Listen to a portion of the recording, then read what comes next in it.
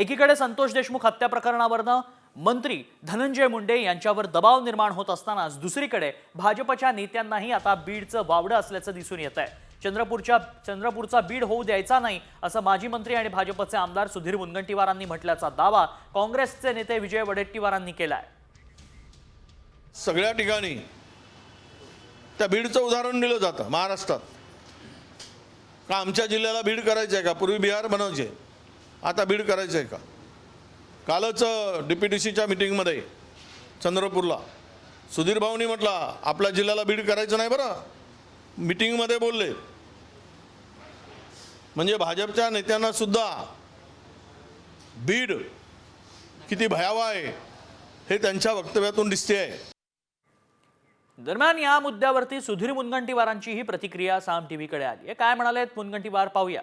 विधानसभा यांनी अर्धवट संदर्भ दिला, बीड होता कामा नये याचा अर्थ या संदर्भामध्ये बीड मध्ये ज्या सरपंचाच्या संदर्भातली निर्गुण हत्या झाली, अमानुष हत्या झाली, मानवतेने सुद्धा शरम करावी अशी घटना झाली।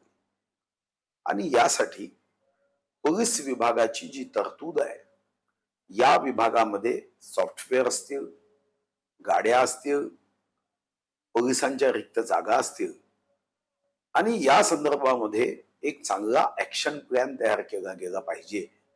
धीरे धीरे चंद्रपूरमध्ये काही क्षेत्रामध्ये माफिया वाढतायत आणि आज जर आम्ही या माफियांना थांबवलं नाही तर उद्या जी बीड मधली घटना आहे अशी घटना आपल्या जिल्ह्यात होता कामा नये। याचा अर्थ काही बीड जिल्ह्यात सर्वदूर वाईट आहे असा होत नाही। आपण जेव्हा बिहार म्हणतो तेव्हा बिहारच्या संदर्भामध्ये काही घटना होतात म्हणून आपण बिहार म्हणतो। त्या बिहारमध्ये IAS IPS बुद्धिमान अशांची तर मोठी संख्या आहे, आदर्श असं आपण बिहारमध्ये पाहतो। पण जेव्हा पुढच्या बातमीकडे, लाभाच्या पदामुळे धनंजय मुंडेंना मंत्रिपदाचाच नव्हे तर आता आमदारकीचाही राजीनामा द्यावा लागणार असल्याचा दावा सामाजिक कार्यकर्ते अंजली दमानियांनी केलाय। मुंडेंविरोधात उद्या आणखी पुरावे उघड करणार असल्याचं दमानियांनी सांगितलं आणि त्यामुळे धनंजय मुंडेंच्या अडचणी आणखीनच वाढण्याची शक्यता आहे। आता जे माझ्याकडचे ऑप्शन्स होते, जसं लोकायुक्तांना लिहिलं, ECIला लिहिणं, हे सगळं मी करते आणि आता जी मला PIL करायची ती देखील मी करणार आहे। आणि एक मोठा खुलासा मी उद्या सकाळपर्यंत करणार आहे, त्याचं अगदी 10% काम माझं बाकी आहे, बाकी पूर्ण काम त्याच्यात झालेलं आहे। तर मला आता खात्री आहे की आता हा राजीनामा नक्कीच येईल। आणि त्यामुळे गेल्या काही दिवसांपासून दमानियांनी खरं तर सरपंच हत्या प्रकरण लावून धरलं। त्यामुळे उद्या त्या काय गौप्यस्फोट करतात, काय पुरावे सादर करतात हेच पाहायचं, याकडेच लक्ष असणार आहे। पुढची बातमी, धनंजय मुंडे आणि वाल्मिक कराडवरून जरांगेंनी सर्वात मोठा गौप्यस्फोट केलाय। निवडणूक काळात वाल्मिक कराड आणि धनंजय मुंडेंनी माझी भेट घेतली होती असा दावा जरांगे पाटलांनी केलाय आणि त्यामुळेच आता खळबळ माजली आहे। धनंजय मुंडेंनी सांगितलं ह्यो सरमाडे म्हणून काय ना, हा ते म्हणून। अरे म्हणलं हे का ते हार्वेस्टरचे पैसे बुडीला निवडणुकीच टायमाला आल्यावर काय असतं सहकार्य, लक्ष ठेवावं। निवडणुकीचं काळे मायावर अन्याय झालता, मायावर ज्यावेळेस अन्याय झालता त्या टायमाला मला मराठ्यांचं मोठं केलं तर मला मराठ्याचे साथे पाहिल्यापासून असं तसं हेच विषय आणि लक्ष ठेवा। जाऊ द्या ना, सांगितलं तर तेवढं कशाला ठेवता? हत्ती गेल्यानं शिपडायला कशाला सांगा? त्या प्रक्रियेत असतच ना, असतच ना जे आहे।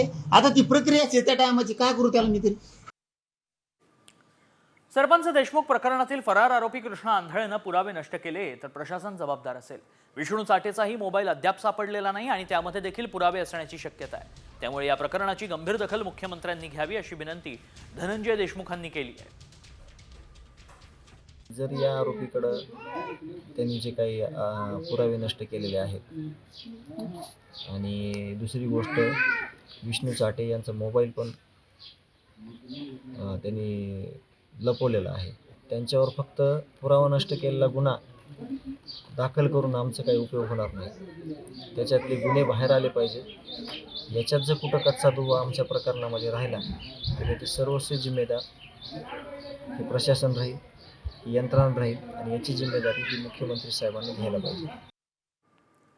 पुढची बातमी. भगवानगडाचे महंत नामदेव शास्त्रींविरोधात वारकरी संप्रदाय आता चांगलाच आक्रमक झाल्याचे दिसतंय.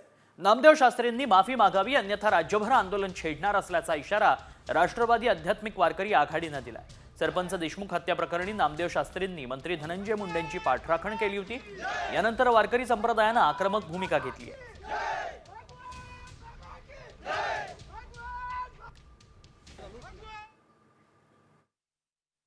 आज धनंजय मुंडे सलाईन लावून त्यांच्याकडे गेले, त्यांनी पाठिंबा दिला.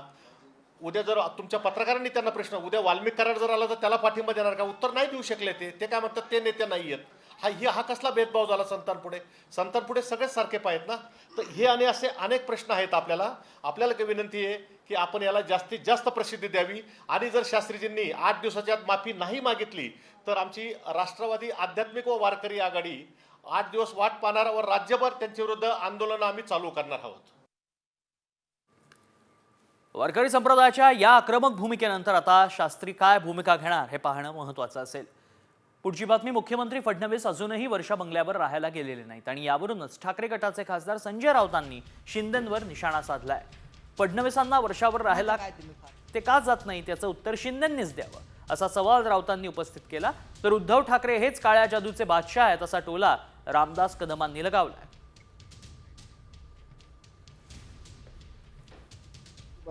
देवेंद्र फडणवीसचे वर्षा बंगल्यावरती राहायला येणार नाहीत. तिथे त्यांचे 2 बंगले आहेत. वर्षा बंगल्याचा उपयोग ते ऑफिस कार्यालयासाठी ते करणार आहेत अशी माझ्याकडे माहिती आहे.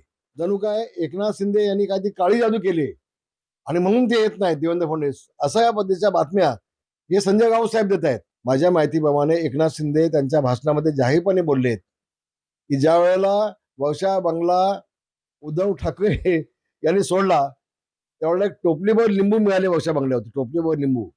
म्हणून काळ्या जादूचे बादशाह हे तुमचे उद्धव ठाकरे आहेत तरच आपण विचारलं पाहिजे असं मला वाटतं. हे जे रामदास कदम आहेत ते स्वामी रामदास नाहीये की ज्यांचं तुम्ही ऐकायला पाहिजे. आता काळ्या जादूविषयी कोणी बोलायचं? मुळात ही अंधश्रद्धा आहे की देवेंद्र फडणवीस अद्याप वर्षा बंगल्यावरती का राहायला जात नाही. याचं उत्तर रामदास कदमांनी द्यावं किंवा एकनाथ शिंदेनी द्यावं. देवेंद्र फडणवीस वर्षा बंगल्यावर जायला राहायला का घाबरतायत? त्यांचं कुटुंब का घाबरताय? का मला कळत नाही. हे काय चाललंय की मुख्यमंत्र्यांचं निवासस्थान बदलायचं चाललंय कोणत्या तरी एका अनामिक अशा भीतीमुळे? असं काय घडलं? इंटेलिजन्सचं काम त्यांचं सुरू आहे.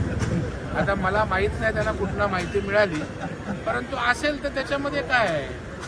जे काय कुठल्या भुयाराचा शोध लावायचा आहे की काय त्याच्यामध्ये? एक आपले वर्ष आहे ते जर चांगल्या पद्धतीनं विकसित होत असेल, महाराष्ट्राचा मुकुटमणी आहे, मुख्यमंत्र्यांचं निवासस्थान आहे, त्याच्यामुळे राणा भीमदेवी थाटात काहीतरी मोठा शोध लावला अशा प्रकारच्या थाटात संजय राऊतांनी काय राहायचं कारण नाही. आणि म्हणूनच आता मुख्यमंत्री का वर्षावर जात नाहीत याबाबत उलटसुलट चर्चा रंगू लागल्या. पुढची बातमी. शिवराज राक्षे आणि महेंद्र गायकवाडचं 3 वर्षांसाठी निलंबन करण्यात आल्याचं पाहायला मिळतंय. राज्य कुस्तीगीर परिषदेचे अध्यक्ष रामदास तडस यांनी हा निर्णय घेतलाय. शिवराज राक्षेनं पंचांच्या निर्णयावर आक्षेप घेत पंचांना लाथ मारली होती, तर महेंद्र गायकवाडनं कुस्ती मैदान सोडून देऊन थेट पंचांकडे धाव घेतली. त्यामुळे एकच गोंधळ उडाला होता. यानंतर दोघांवरही कारवाई करण्यात आली.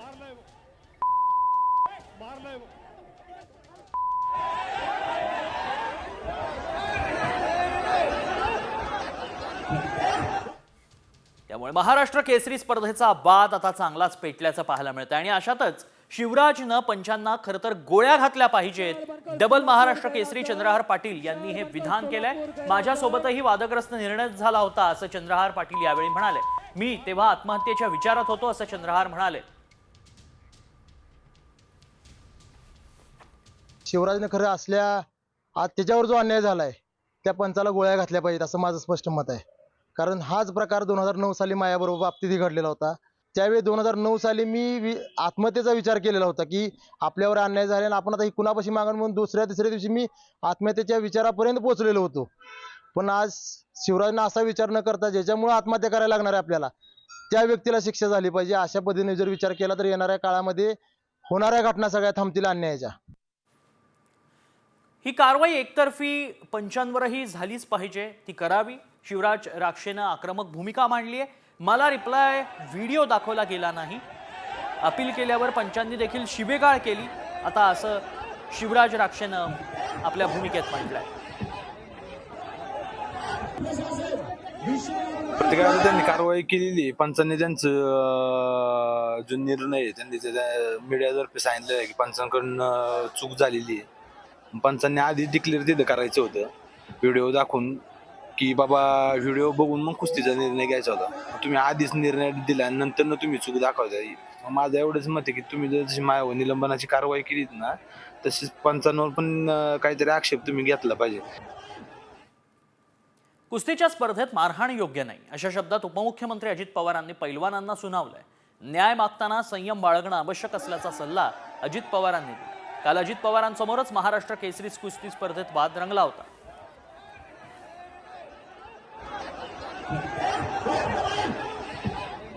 ऑपरेशन टायगरचा अंक पुण्यातही पाहायला मिळणार आहे. पुण्यातले 3 माजी आमदार याच महिन्यात एकनाथ शिंदेंच्या शिवसेनेमध्ये प्रवेश करणार असल्याची माहिती सूत्रांकडून मिळतेय. 3 माजी आमदारांसह आणखीही 6 जण शिंदेंच्या सेनेच्या वाटेवर असल्याचं समजतंय. यात काँग्रेसचे 2 नेते आणि ठाकरे पक्षाचे 4 नेते शिंदेंच्या संपर्कात असल्याचं सूत्रांनी म्हटलंय. ऑपरेशन टायगरवरून ठाकरे गटाचे खासदार संजय राऊतांनी बोचरी टीका केली आहे. सगळ्यांना चोर लुच्चे लफंग्यांना भाजपसोबत गेल्यानंतर प्रतिष्ठा मिळतेच, त्यात काही आमदार खासदार होतात तर मंत्री असं म्हणत संजय राऊतांनी महायुतीवर निशाणा साधलाय. मराठा नेते मनोज जरांगे पाटलांनी पुन्हा एकदा सरकारला अल्टिमेटम दिलाय. मराठा आरक्षणाचा विषय तातडीनं मार्गी लावा, नाहीतर आम्ही उग्र आंदोलन करू असा इशारा जरांगेंनी दिलाय. राज्यात पहिल्यांदाच सामाजिक वॉर रूम उभारण्यात येणार आहे. मुख्यमंत्री फडणवीसांनी याच संदर्भात मंत्रालयात बैठक घेतली आहे. ज्या योजना थेट जनतेशी निगडीत आहेत अशा योजनांचा आढावा या वॉर रूममधून घेतला जाणार आहे. केंद्र सरकार आणि राज्य सरकार राबवत असलेल्या योजना आणि सामाजिक उपक्रमांचा यातून आढावा घेतला जाईल. आम्ही कडक धर्मांतर विरोधी कायदा आणत आहोत असा खुलासा आमदार नितेश राणेंनी केलाय. सोबतच मवियाच्या काळात तुमचे आवा होते, आता मस्ती नको असं म्हणत त्यांनी थेट इशाराही दिलाय. नितेश राणेंनी घटना वाचलेली नाही, घटनेवर राणेंचा विश्वास असेल तर त्यांचे असे वक्तव्य आलेच नसते असा पलटवार काँग्रेस आमदार विजय वडेट्टीवारांनी केलाय. तसेच 2 धर्मांमध्ये तेढ निर्माण होत असेल तर हे संविधानाचा आणि मंत्रिपदाचा अवमान असल्याचं वडेट्टीवारांनी म्हटलंय. रत्नागिरी मतदारसंघाच्या लांज्यात शिवसेना ठाकरे गटाला गळती लागली आहे. शेकडो कार्यकर्त्यांनी शिवसेनेमध्ये प्रवेश केलाय. आमदार किरण सामंतांच्या उपस्थितीत हा जाहीर पक्षप्रवेश पार पडला. यापूर्वी देखील लांज्यातील पदाधिकाऱ्यांसह कार्यकर्त्यांनी पक्षप्रवेश केला होता.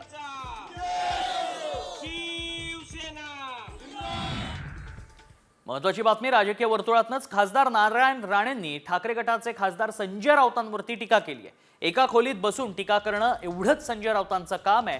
राऊतांनी अर्थसंकल्पावर बोलू नये, तो त्यांचा विषय नाही असा घणाघात राणेंनी केलाय. मूर्ख माणूस 10 वर्ष ते पंतप्रधान आहे भारत देशाचे. मोदींमुळेच हा भारत विकसित भारत म्हणून नावारूपाला येणार आहे. त्यामुळे संजय राऊत याच्यासारख्या माणसाने अशा विषयावर बोलू नये. तो विषय त्याचा नाही.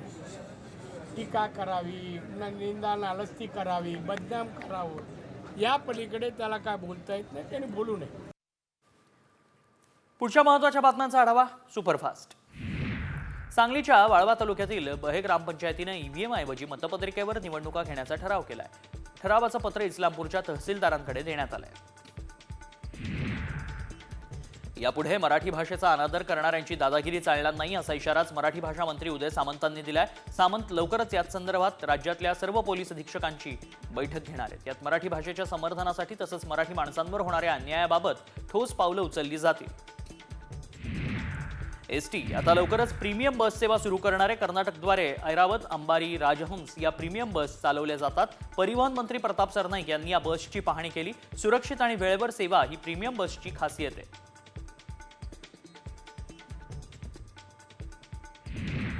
आज दिल्ली विधानसभा निवडणुकीच्या प्रचाराचा शेवटचा दिवस आहे. शेवटच्या दिवशी काँग्रेस नेत्या प्रियंका गांधी प्रचाराच्या मैदानात उतरल्याचं दिसलंय. दिल्लीतील जंगपुरा भागात काँग्रेस उमेदवार फरहाद सुरींच्या प्रचारासाठी प्रियंका गांधी या घरोघरी जात प्रचार करताना दिसल्या. क्योंकि इन लोगों का बहुत सहयोग रहा है। हम तो चाहते हैं आप लोग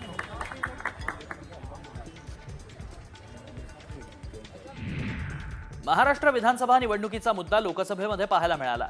लोकसभेचे विरोधी पक्षनेते राहुल गांधींनी विधानसभा निवडणुकीचा मुद्दा मांडला। महाराष्ट्रात विधानसभा निवडणुकीमध्ये 70 लाख नवे मतदार वाढल्याचं राहुल गांधींनी म्हटलंय। तसंच शिर्डीत 7,000 मतदारांचे पत्ते एकाच इमारतीचे असल्याचा दावाही राहुल गांधींनी केलाय।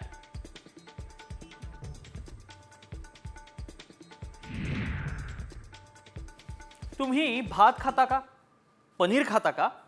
नाही, हे आम्ही का विचारतोय ते बातमी पाहिल्यावर तुम्हाला समजेलच। कारण भात पनीर हे खाल्ल्यानं जीबी सिंड्रोम होऊ शकतो असा दावा करण्यात आलाय। मात्र या दाव्यात तथ्य किती आहे याची आम्ही पडताळणी केली। त्यावेळी सत्य काय समोर आलंय पाहूया। पनीर भात खाणार तर जीबीएस होणार। अशुद्ध पाण्यामुळेही जीबीएसचा धोका।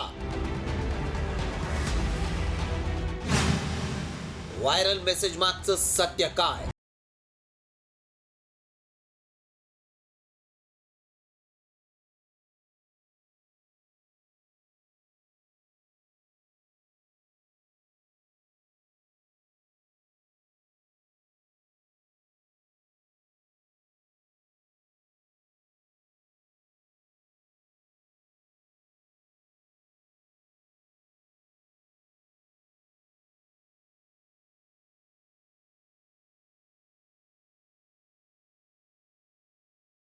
पनीर भाताचा आहारात समावेश करू नका।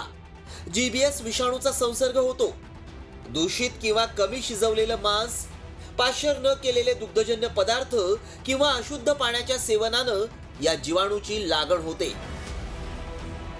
हा मेसेज व्हायरल होतोय, त्यामुळे याची सत्यता जाणून घेणं गरजेचं आहे। जीबीएस काय आहे हे सगळ्यांनाच माहिती आहे, मात्र त्याची लक्षणं काय आहेत ते देखील पाहूया। हात आणि पाय सुन्न होतात। हात आणि पायांना मुंग्या येतात। स्नायू कमजोर होतात। श्वास घेण्यात समस्या जाणवते। जीबीएस सिंड्रोमची ही लक्षणं आहेत, त्यामुळे ही लक्षणं आढळल्यास त्वरित डॉक्टरांचा सल्ला घ्या। मात्र भात पनीरमुळे जीबीएसचा धोका आहे का हे जाणून घेणं गरजेचं आहे। कारण भात हा प्रत्येकाच्या ताटात असतो। सगळेच जण भात खातात, त्यामुळे याची सत्यता जाणून घेणं गरजेचं आहे। याबाबत अधिक माहिती जीबीएस वर उपचार करणारे डॉक्टर देऊ शकतात। त्यामुळे आमचे प्रतिनिधी डॉक्टरांना भेटले, त्यांना मेसेज दाखवून याबाबत अधिक माहिती जाणून घेतली।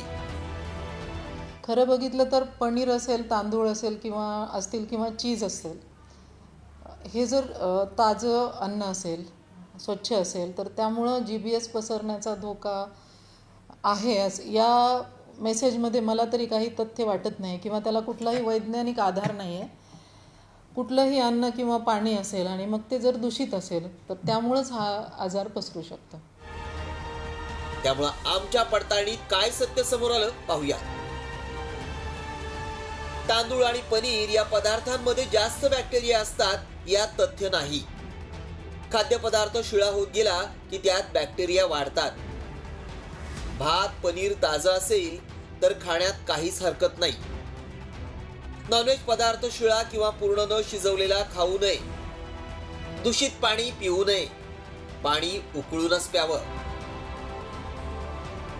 बाहेरचं उघड्यावरचं खाणं पिणं टाळायला हवं। कधी कधी आपण कच्च्या भाज्या खातो, मात्र सध्या कच्च्या भाज्या खाऊ नयेत। फक्त शिजवलेलं अन्नच खावं। नॉनव्हेज आणि पाणी यातून जीबीएसचा धोका जास्त आहे। मात्र भात पनीर खाल्ल्यानं जीबीएस होतो हा दावा असत्य ठरलाय। Bureau report